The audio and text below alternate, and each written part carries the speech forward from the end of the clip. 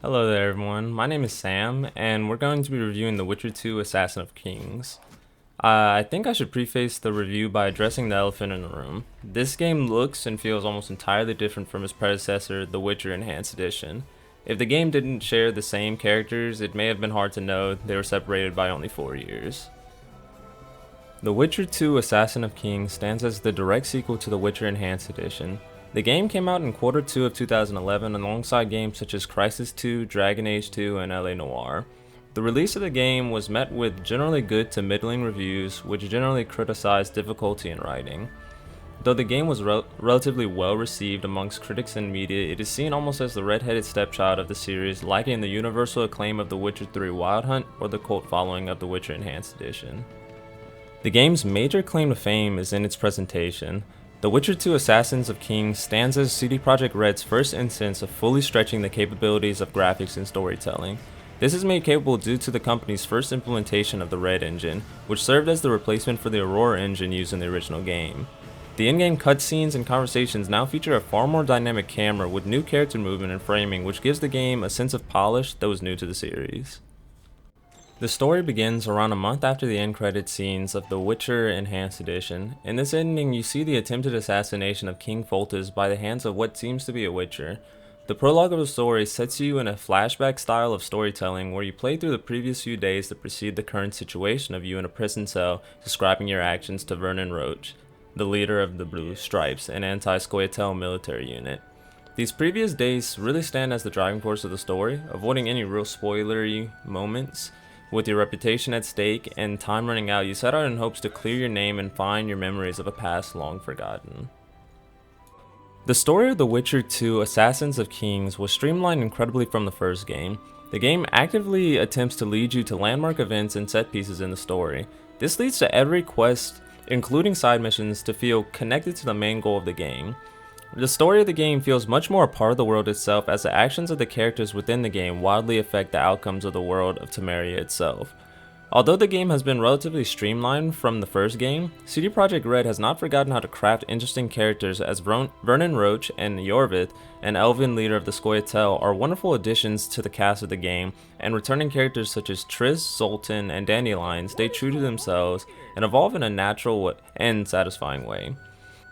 I think it's noteworthy to mention that the game also utilizes imported save states such as the Mass Effect series.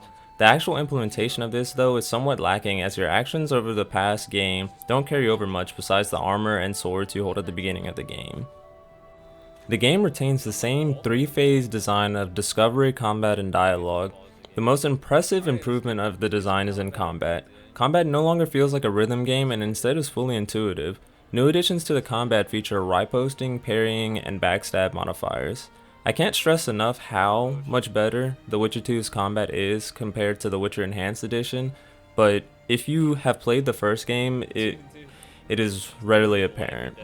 The combat of the game was clearly influenced by the release at the time, Demon Souls, as it has a heavy focus on active dodging and attack timing, with punishing enemies if you choose to try and fight less tactically. This is a welcome change and fits more in line with the lore of The Witcher, as they use their speed and sword skills to outmatch monster and man alike. This guy's definitely glitched. Magic has also been improved, featuring the introduction of a quick combat wheel, allowing you to chain signs on the fly and combine multiple signs during combat. This is a welcome change as it allows for signs to be used amongst combat freely. However, with the good comes the bad. Alchemy is the only aspect of the game where I feel as though the streamlining has had a negative impact. Potions are no longer able to be taken during combat, which leaves you preemptively taking potions in hopes that you get your worth from them. The game again also struggles in making potions besides those that speed regeneration for health and mana useful, but having the option to specialize in your playstyle has never really been a negative. Dialogue includes some welcome improvements, including skill checks featuring intimidation and the persuasion skill of the game, Axii. These are well placed within dialogue and allow you to further mold Geralt's actions and interactions beyond simply agreeing and disagreeing. The dialogue within the game, paired with the improved cinematics and camera framing, produce a much more impressive experience compared to its predecessor. This leads to some quests and conflicts being entirely resolved via dialogue, which feels incredibly refreshing, as it allows for you to flesh out Geralt as less of a bruiser and mercenary for higher type. This is done especially well in an early quest featuring a troll, as you choose a myriad of ways to solve the problem of his wife in the unkept bridge. The quest can't exactly be solved without violence or anything, but the way that you apply your violence is what's most important in it. The Witcher 2 Assassins of Kings puts a strong emphasis on world building far more than its predecessor.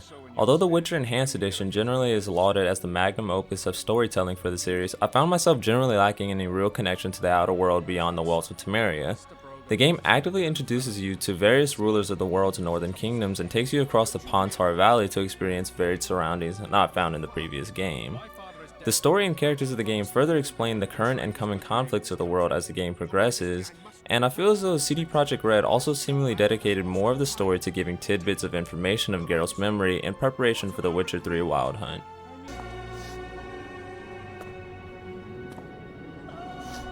Go, Boosie.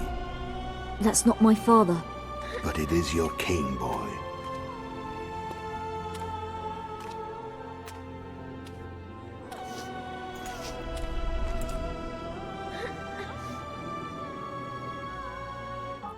In general, I find that The Witcher 2 Assassins of Kings was well worth the time that I spent with it.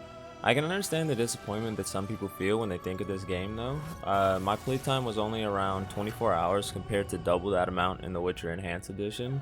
This is a testament to the streamlining that CD Projekt Red applied to the game. However, I feel as though the streamlining gave the game a stronger sense of focus, which was desperately needed for the story they intended to tell. Overall, I've mentioned before how I don't really find numerical scores relevant to video games, as it diminishes the individual experience in lieu of convenience. So I won't give anything like a number score. However, I glowingly recommend the game, and I definitely believe it is a good way to get into the series if the enhanced edition of the first game is too daunting to attempt. If you made it this far into the review, I'd like to thank you for sitting around and watching it with me. I appreciate all the support. I'm sorry that the video took so long to get out. I finished The Witcher 2 quite a while ago. I've just been busy with school, work, stuff like that. Quarantine's been kind of getting to me, but I mean, it's been getting to us all. If you want to catch whenever I'm playing the games, I'm currently playing The Witcher 3.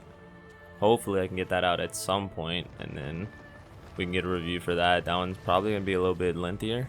You can catch me on Twitch at Wasamp Live, and also follow the Twitter. It's going to be linked down in the description.